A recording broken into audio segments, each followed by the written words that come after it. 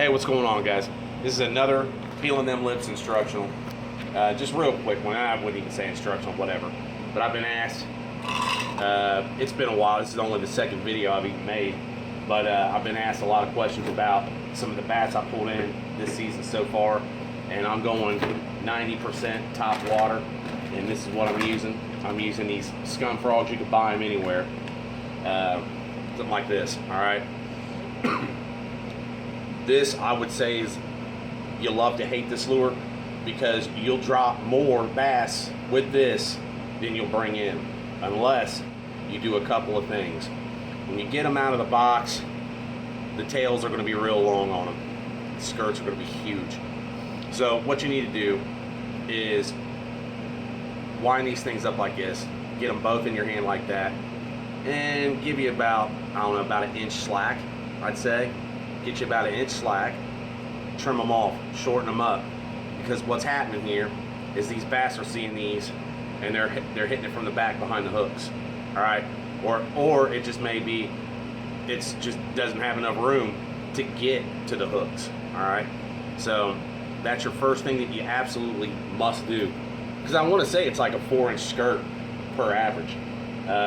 This one is a combat frog. Well, no, this isn't a combat frog. This is a Strike King. Which the Strike Kings, they all have these plugs in the back, and you'll notice that. But you got to be real careful when you're messing with these because you'll poke holes in them.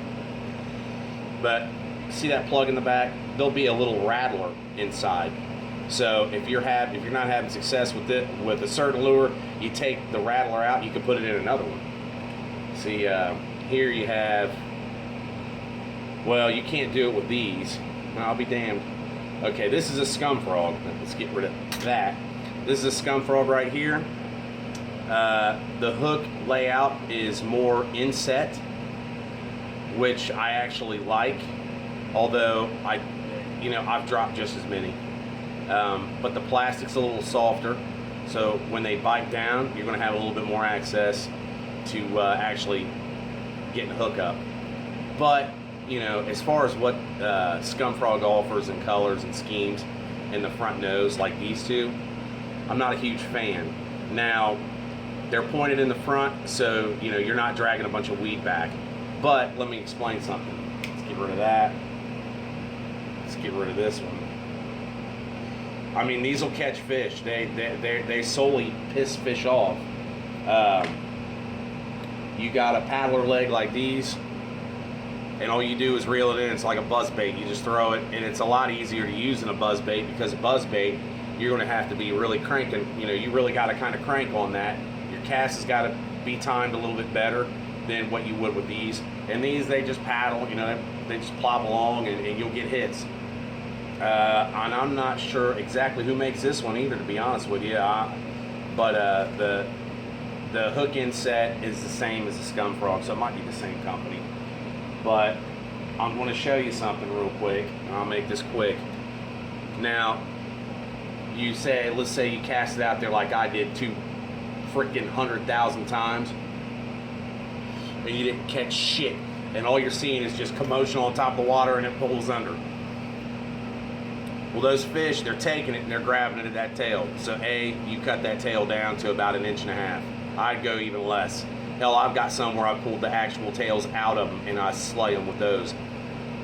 The next thing you want to do, all right, now on like Combat Frog, that company, Ish Monroe, and he's like the frog master or whatever. What I have yet to see in a video that he explains is how he's modifying the hook.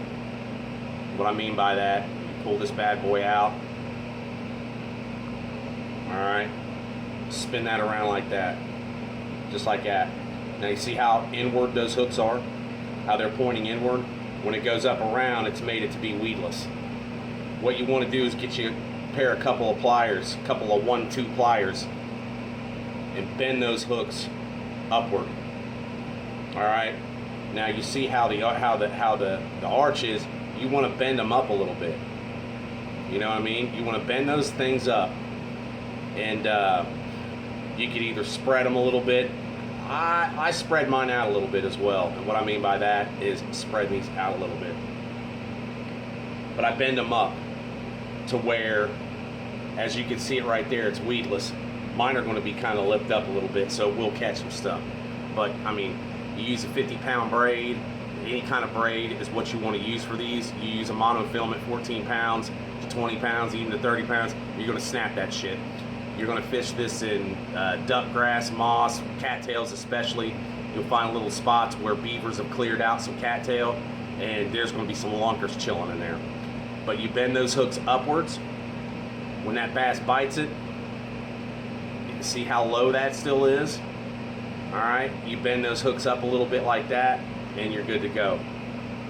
The retrieve is a walk the dog. With a bait caster, you're going to point that hand down in a slow reel. And what it's going to do is it's going to get that lure to go like this in the water, all right? Or you could use a scoot retrieve, which is you just take your finger and point like that, reel, point like that. The ones I like to use are the Combat, because they have a actual flat nose to it, which will pop, and I put a couple of rattlers in it as well. So that works tremendously. When you get a bite, a lot of people's initial reaction is to swing up and set that hook. Man, good luck ever bringing one and doing it that way. Let it take it down. Slowly tighten that slack. You're giving yourself about a 5-second window. Just bring that slack in a little bit. Wait for one bite. I'll wait at least a couple. Make sure he's got a good in there. One of the things, the tricky thing about this is you need to pay attention. I like to pay attention to which direction the bass took the bait. So if he is going from right, takes the bait to the left, I get that slack, is not completely tight, but tight enough to feel where he's hitting it, and then I'll set the hook the opposite way, so those hooks are going to go back the other way and catch the inside of his mouth. That's the way you want to do it. If you want to do it other ways, well, and you find another way that actually works, go for it. Let me know.